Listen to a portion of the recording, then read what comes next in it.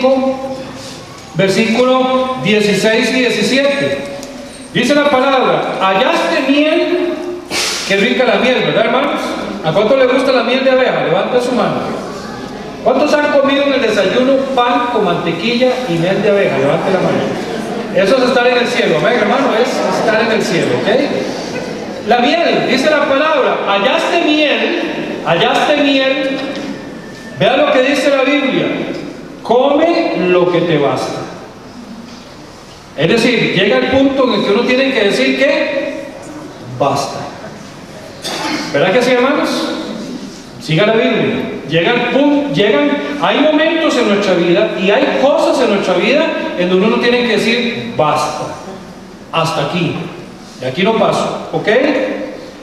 Bueno, no voy a predicar de la gula, amén, hermano, pero la gula es un pecado, es descuidar el templo del Espíritu Santo. ¿Ok? Pero es otro tema. Hallaste miel, come lo que te basta. No sea que hastiado de ella, ¿qué? La vomites. Tan rica y para que termine así, ¿verdad, hermano? ¿Sí? ¿Se puede hacer? ¿Algo tan bueno se puede desperdiciar? Sí, claro que sí. Como hay cosas muy buenas que Dios nos da, que las desperdiciamos por no tener control. Es lo mismo. Detén tu pie de la casa de tu vecino. Eso es por si alguien lo hace, amén, hermano, que vive metiéndose en la vida de los demás. Yo sé que aquí no hay nadie, amén, hermano, no hay nadie. Detén tu pie de la casa de tu vecino, no sea que hastiado de ti te aborrezca. Vea qué serio, hermano. Vea usted qué interesante, y llamo su atención. Para mí, cuando en la palabra de Dios se reiteran palabras, es porque Dios nos quiere decir algo. Y en el versículo 16 dice que es posible hastiarse por falta de control de la comida, porque la miel es comida, ¿cierto? Es decir, que uno puede llegar a hastiarse. Es decir, cuando uno dice estoy harto, que es una palabra que no me gusta usar, pero que se usa. Estoy harto significa que ya pasé el tope, ¿verdad, hermano? O sea, ya voy más allá. Ya pasé el tope, ¿ok? Entonces dice la palabra que puede darse el caso que por falta de dominio, por falta de control, por falta de decir basta, hasta aquí usted puede hartarse de miel. Y también vuelvo a usar la palabra para las relaciones interpersonales. Es decir, que usted puede hacer algo que va a terminar produciendo que otra o otras personas lleguen a hastiarse de usted. Es decir, llegan a cansarse de usted. Llegan a decir, hasta en la sopa me sale. ¿Verdad que sí, hermano? Y él sí. Damos las cosas a lo tipo, ¿verdad? Hasta en la sopa me sale. Todo porque uno no pone freno. Y vea lo que dice la palabra de Dios en el versículo 26. Eso le habla a usted como hijo de Dios y a mí como hijo de Dios. Como fuente turbia y manantial corrompido es el justo que cae delante del impío. Comer mucha miel no es bueno. Y todos sabemos por qué no es bueno comer mucha comida, amén, hermano. Sabemos los efectos secundarios. Ni el buscar la propia gloria es gloria. Y el versículo 28, que es donde quiero enfatizar: como ciudad derribada y sin muro es el hombre cuyo espíritu no tiene rienda. En esta mañana yo quisiera hablarles de eso. Pon rienda a tu espíritu. Frene su espíritu. Pon rienda a tu espíritu. Aquí tenemos, hermano, ejemplos abundantes, o algunos ejemplos, hermanos, de lo que pasa en la vida cuando uno tiene límites. Y cuando teniéndolos se los brinca. Porque, hermano, yo creo que todos tenemos que comprender algo, que somos seres sociales. Y al vivir en una sociedad, obviamente la sociedad ya ha puesto límites. Y nosotros, aún más, hermanos, siendo hijos de Dios, tenemos límites superiores a los que cualquier hombre puede poner, y son los límites que Dios nos ha puesto en su palabra. Amén, hermanos. Son límites que Dios nos ha puesto en su palabra. Son las normas en las cuales nosotros debemos vivir. Y nosotros, hermanos, si queremos que nos vaya bien en la vida, hermanos, nosotros obviamente tenemos que vivir en esas normas. Nosotros obviamente, hermanos, tenemos que decirle a nuestro espíritu, que es lo que habla, hermano, en el versículo 28, el espíritu, hay que ponerle rienda, hay que ponerle freno y decir, eso no lo voy a hacer. Amén, hermanos. Cuando el ser humano no pone, hermano, rienda a su espíritu, cuando el ser humano no pone freno a su espíritu, dice la palabra de Dios que es como ciudad derribada y sin muro. ¿Qué significa, hermano? De que es una ciudad destruida. Amén, hermano. Destruida, una ciudad destruida, una ciudad derribada y sin muro. Sin muro. Ahora, hermano, cuando yo estaba pensando en esto, vea qué interesante, hermano, qué interesante es. ¿Qué cae primero normalmente? ¿O qué caía primeramente en un caso de estos? ¿El muro o la ciudad? El muro, ¿verdad que sí, hermano? Recuerden la ciudad de Jericó, ¿se recuerda, hermano? La ciudad de Jericó. Jericó tenía, dice la palabra de Dios, que estaba amurallada. Es más, la palabra de Dios, para que no nos quede duda, dice estaba muy amurallada, muy protegida. Es decir, que los muros de Jericó, hermano, eran muros súper construidos, muy bien construidos. Y si usted estudia con atención la palabra de Dios, eran lo suficientemente anchos para que carruajes anduvieran en ellos. Es más, habían casas sobre el muro, porque ahí vivía Rahab, ¿se recuerda, hermano? Ahí vivía, sobre el muro. Es decir, no era una muralla pequeñita, hermano, delgada, hermano, sino que era una muralla gruesa, robusta, bien fuerte, hermano. Y antes de que Israel conquistara a Jericó, lo primero que tenía que caer era el muro.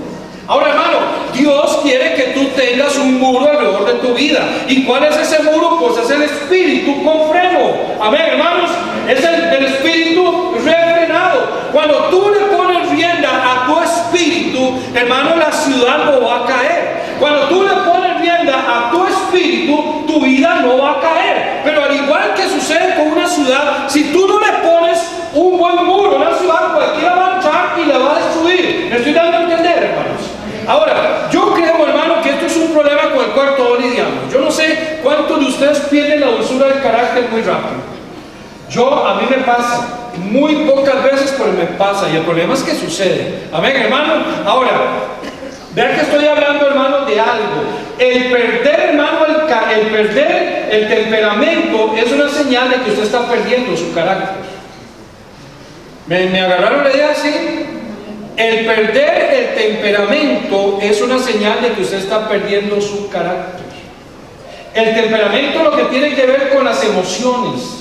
El carácter es lo que tiene que ver con la personalidad, cómo es uno. Si es una persona, si usted es una persona aplomada, usted está hablando que está hablando del carácter. Si usted dice, usted es una persona aplomada, una persona sentada, una persona tranquila, no necesariamente está hablando del temperamento, está hablando de su carácter, es decir, es una persona firme. Entonces, hermano, cuando hablamos de que uno tiene que ponerle límites, hermano, a su espíritu, es de que su temperamento esté controlado. Eso es lo que la palabra de Dios se llama templanza. Amén, hermanos. Templanza, que es precisamente una de las evidencias o la manifestación del fruto del Espíritu Santo morando en su vida. Eso es templanza. Templanza, hermano, es de que nosotros tenemos nuestro temperamento alineado, que nosotros tenemos nuestro temperamento firme, que nosotros tenemos nuestro temperamento controlado. Y claro, en el contexto bíblico significa más que todo que Dios tiene nuestro temperamento en sus manos. Ahora, hermano, tenemos que comprender esto. Dios quiere, hermano, que nuestro espíritu tenga rienda, hermano, que haya un freno. No es posible, hermano, que nosotros vivamos brincando las normas de Dios y pensar, hermano, que nada va a pasar. Que nada va a pasar. Hermano, cuando usted busca el significado de la palabra norma, cuando usted busca la raíz de la palabra norma, norma en esencia significa molde. Molde. Eso significa la palabra norma. Significa que es como que usted Cuando usted dice, usted quiere vivir en las normas de Dios, usted está diciendo literalmente, quiero ser una copia del carbón. Ya los jóvenes no saben qué es esto, ¿ven, hermano? Una copia, ya no saben ni qué es eso. Es que había una vez, hace muchos años en Costa Rica, ¿ok? Una copia al carbón de lo que es Cristo en usted. Voy a explicarlo a los muchachos porque no lo conocen, la mayoría. Qué viejo me siento, ¿ven, hermano? Pero ya tenés que explicar esto. Pero hermano, recordemos que antes la mayoría de los formularios de Costa Rica, y ahora hay unos, pero no usan carbón, sino que, ¿verdad? Usted nada más escribe y sale la copia abajo. Antes habían formularios que tenían papel carbón de por medio. Entonces usted firmaba y caía sobre el papel carbón, y eso lo que hacía es que el documento, un segundo documento, quedara con la firma. Era copiar la firma, nada más de que no tenía que firmar dos veces, sino que firmaba uno y por el papel carbón pasaba todo lo que usted escribía a esos documentos. Eso es una norma. Eso es una norma. Una norma es el molde que Dios le da a usted. Y el molde que Dios nos da a nosotros en su bendita palabra es para nuestra vida, hermano. Es decir, para que ustedes y yo lo vivamos. Cuando hablamos, hermano, que nosotros tenemos que ponerle a nuestro espíritu, rienda, significa, hermano, que tenemos que mantenernos en ese molde. Amén, hermanos. En ese molde, mantengámonos en el molde de Dios, mantengámonos, hermano, en lo que Dios nos ha dado. Ahora, es difícil para uno naturalmente mantenerse, sí, pero para eso tenemos al bendito Espíritu Santo morando en nosotros. Por eso la palabra de Dios dice que la templanza no es una obra de la carne, porque la obra de la carne es la ira, la obra de la carne es la discordia, la obra de la carne es el enojo desmedido. La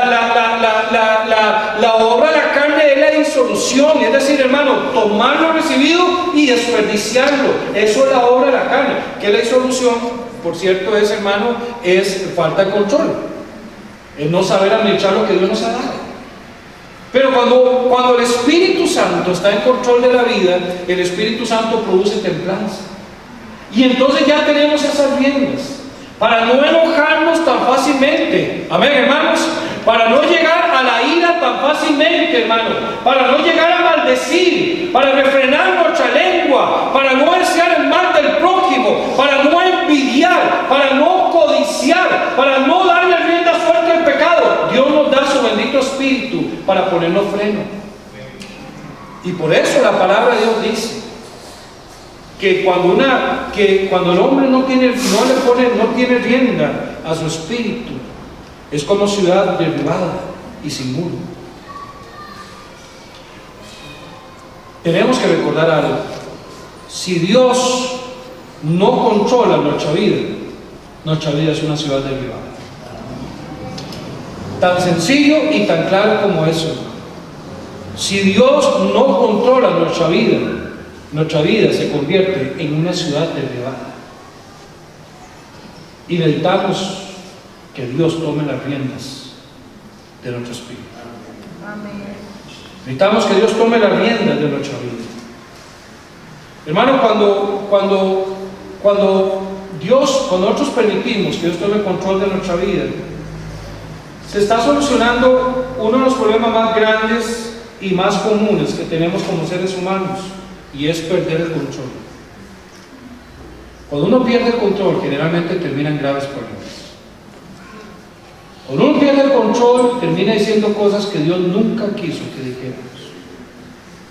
Cuando uno pierde el control, termina haciendo cosas ilógicas. Cuando uno pierde el control, ya cuando pasa la tormenta y ya cuando viene el lloro y el crujir de dientes, como dice la palabra, ¿verdad? Haciendo alusión al infierno. Cuando viene el sufrir las consecuencias, ya uno comienza a preguntarse por qué lo hice. Mejor no lo hubiera hecho. Pero si nuestro espíritu hubiera tenido riendas, las riendas de Dios, no nos estaríamos lamentando de lo que estamos viviendo. De ahí la importancia, hermano, que conlleva el hablar del tema ser llenos del Espíritu Santo. Cualquiera podría decir que ser un cristiano que vive para Dios es ser un fanático. No, yo quiero decirle algo y no se ofenda con lo que voy a decir. Ser un cristiano y vivir para Dios es ser sabio,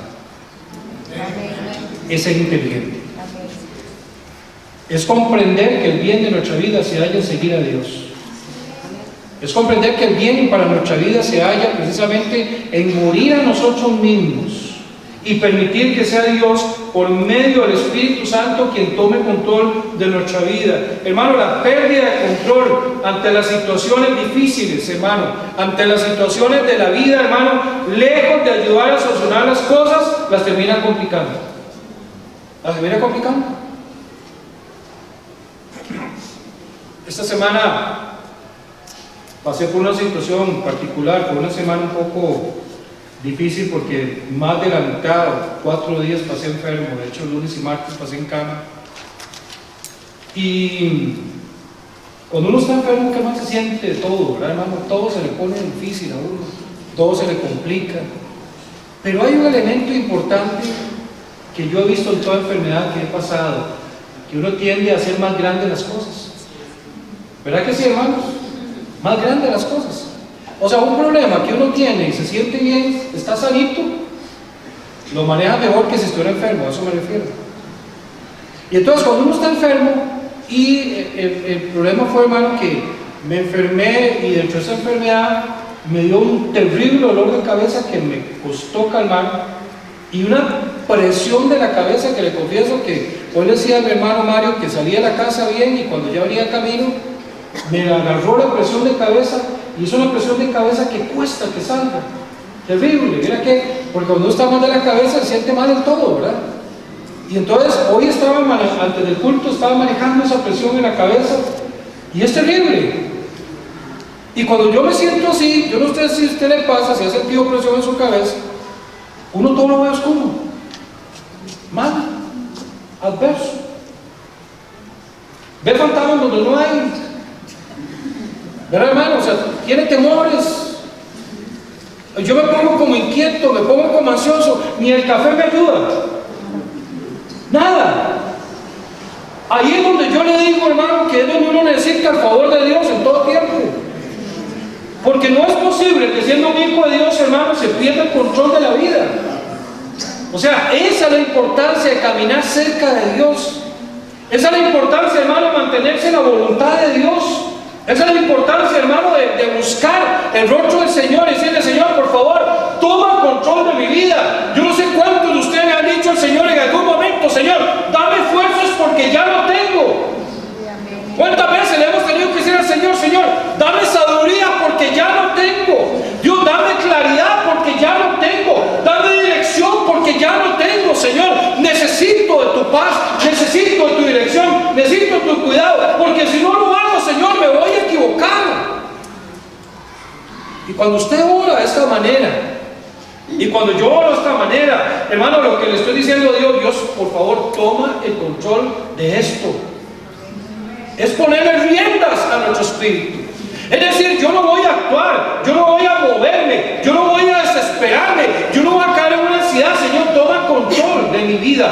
Y Dios produce en nosotros la continencia necesaria para no involucrarnos en cosas que Él no aprueba, hermano. Para decir: basta. Amén, hermanos. Basta. Porque el único que nos pone esa continencia es Dios. Amén, hermano.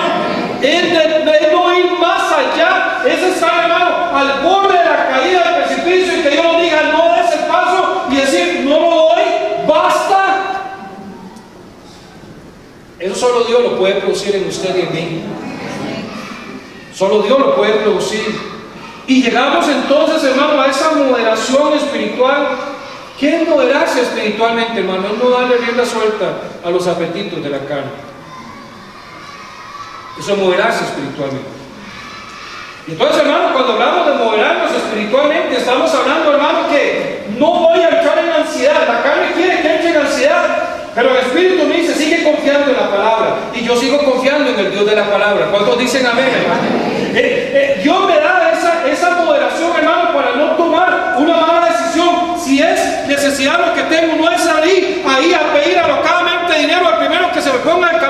y después no tener cómo pagar, sino decir: Señor, tú me has dicho, bástate mi gracia. No he visto justo desamparado en su descendencia que mendigue pan, perdón, hermano. Yo, dice tu palabra, Dios, que al justo le irá bien.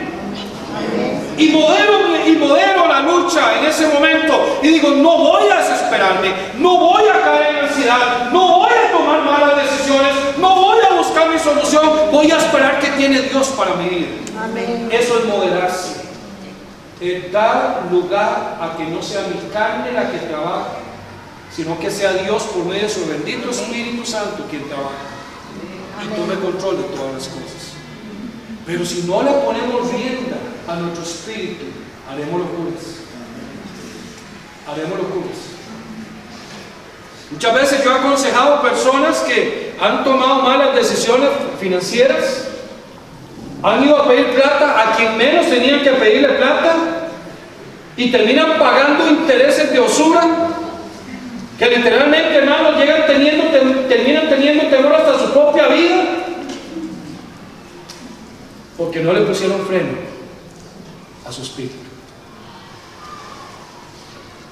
No le pusieron riendas a su espíritu. Cuando nosotros, hermanos, damos lugar al Espíritu Santo, tenemos que recordar, hermano, que el poder del Espíritu Santo derrota el poder de la carne. Y eso es algo que eso tiene que ser algo vivencial en nosotros. Ver cómo cada día el bendito Espíritu Santo derrota el poder de la carne. Amén.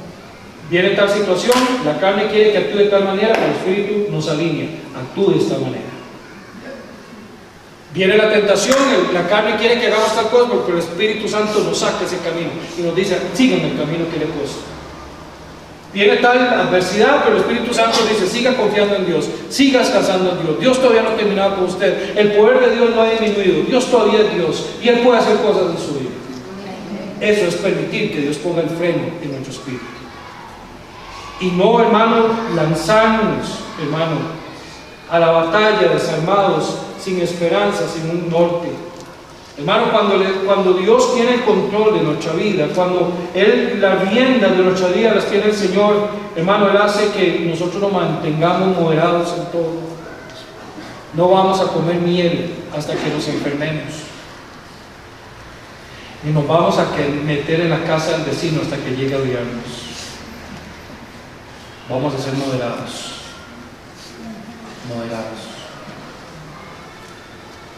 Él nos va a enseñar, hermanos, a abstenernos y a separarnos de todas aquellas cosas que Dios nos prueba. Él nos va a enseñar, y presta atención, cómo gobernarnos a nosotros mismos. Permítame tomar unos pocos minutos en esto. Si usted no gobierna su vida, ¿quién la gobierna?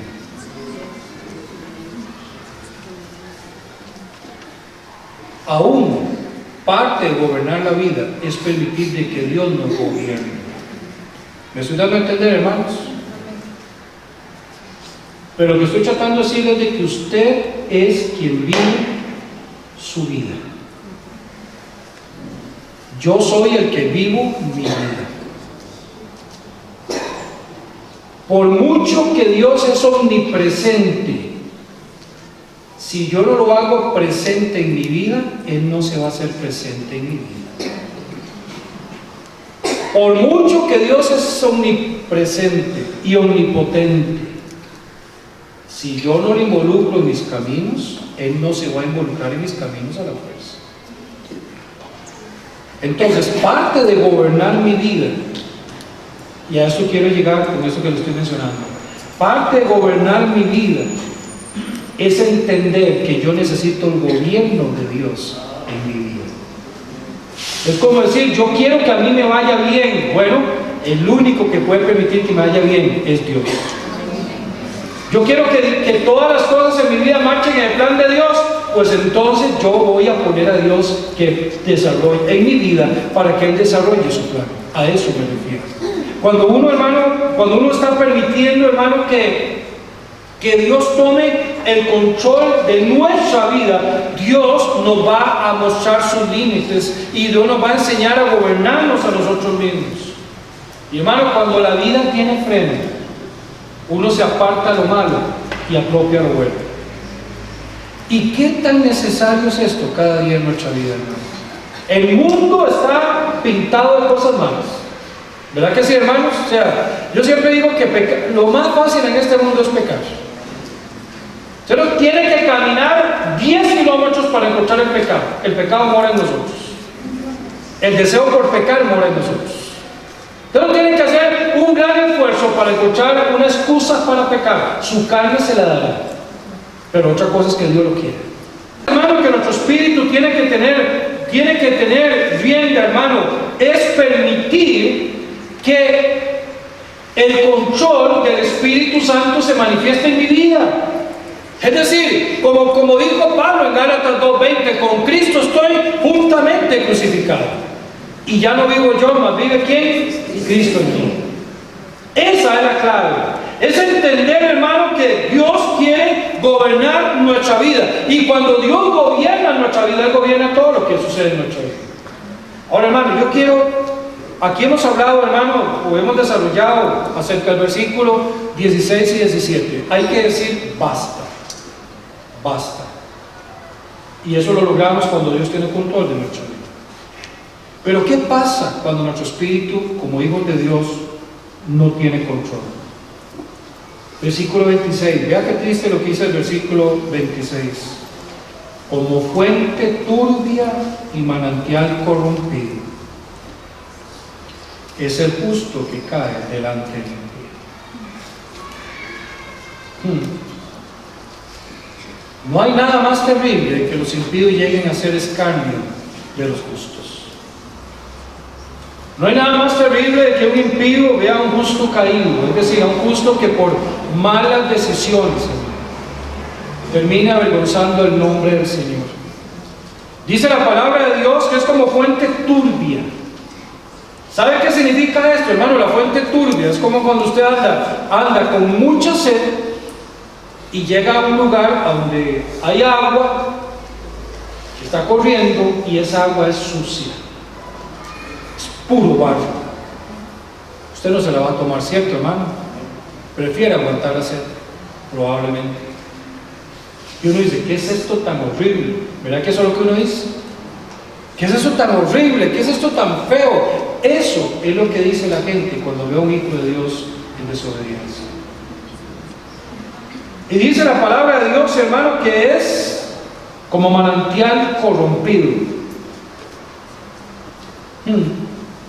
Yo estaba pensando, hermano, un manantial corrompido. ¿Cómo se lo imagina usted? Yo lo imagino todo verduzco, ¿verdad, hermano? De esas cosas que tienen como una nata sucia, ¿vio? Jabonosa, se ve hasta resbalosa, que usted dice, yo jamás me metería ahí. Y mucho menos tomaría de esa. Vea con lo que se compara el justo que cae.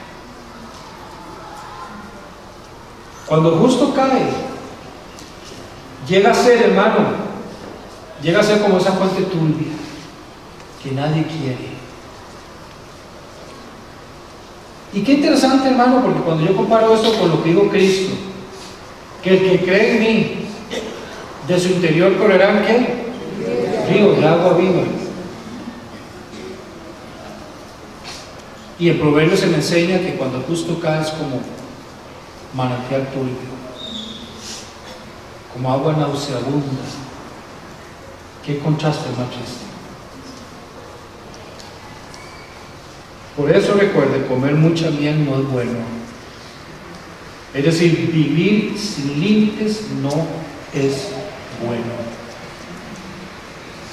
Vivir sin decir basta no es bueno. Comer mucha miel no es bueno. Ni el buscar la propia gloria es gloria. ¿Por qué cree usted que dice que buscar la propia gloria es gloria? Bueno, porque obviamente es una obra de la carne, no darle gloria a Dios y buscar la gloria para uno mismo.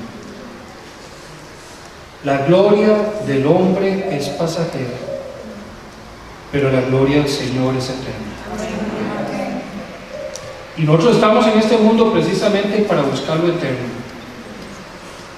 Y por cierto, la eternidad no empieza cuando morimos, ya estamos en la eternidad.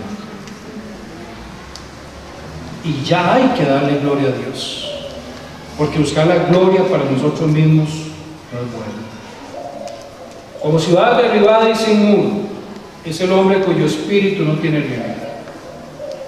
Tal vez la conclusión más grande que podemos sacar de este mensaje sea esta: sí, estoy pasando lo que estoy pasando porque no le he puesto rienda a mi espíritu. O estoy a punto de pasar lo que voy a pasar. Y gracias a Dios por este mensaje, porque voy a ponerle rienda a mi espíritu para que no pase. No sea usted como una ciudad destruida y sin muro. Permita que Dios ponga las riendas en su vida. Permita que Él tenga el control de su vida, para que su vida esté guardada y esté protegida. Vamos a ponernos en pie y vamos a orar. Vamos a orar, hermanos. Así, en actitud de oración, hermano, en actitud de oración, le voy a confesar algo. Esta semana, Dios aplicó este versículo a mi vida de forma tan clara, tan evidente, que yo tuve que terminar con una oración. Señor, una vez más, Señor, te pido todo el control de esto. Y gloria a Dios porque puso esta palabra en mi vida esta semana, porque me ayudó a no poder creer. Yo sería el primero que debo doblar mis rodillas aquí en el altar para pedirle a Dios que tome el control y ponga riendas en mi espíritu y en muchas áreas de mi vida. Pero también usted necesita abrir el altar. Deje su lugar, no se exponga, deje su lugar y venga, dígale: Señor, ayúdame a poner riendas a mi espíritu. Deje su lugar. Hay personas que están pasando, usted quizás necesita venir. Dios, necesito. Yo sé que mi problema es que no he dicho basta, pero esta mañana, Dios, dame la fortaleza para decir basta, porque lo necesito, Dios, lo necesito. Padre amado, Señor, amado Dios, gracias porque de muchas maneras tú manifiestas tu grandeza y tu poder en nuestra vida, Señor. Padre, usted sabe que somos débiles, luchamos con nuestras pasiones, luchamos, oh Dios, con nuestra carne. Oh Dios, cómo necesitamos de usted en esta mañana. Pon rienda a nuestro espíritu, oh Dios.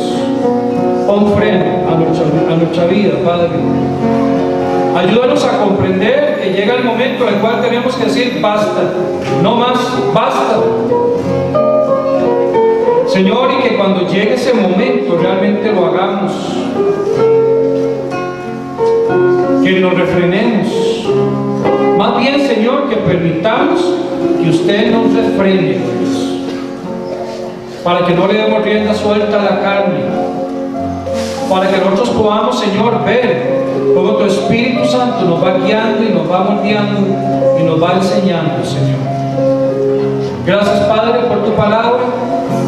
Gracias, Dios, porque hemos aprendido de ella. Ayúdanos, Señor, para que este mensaje siga usado por usted para moldear esas áreas de nuestra vida, Dios, que todavía necesitan ser cambiadas, Padre. Nos ponemos en tus manos. Le agradecemos a Dios por cada persona que nos ha acompañado en el culto y por la bendición de recibir tu santa palabra. Que tu protección y tu paz nos lleve con bien a casa, Padre, por favor. Te lo suplicamos en el nombre de Jesús. Amén.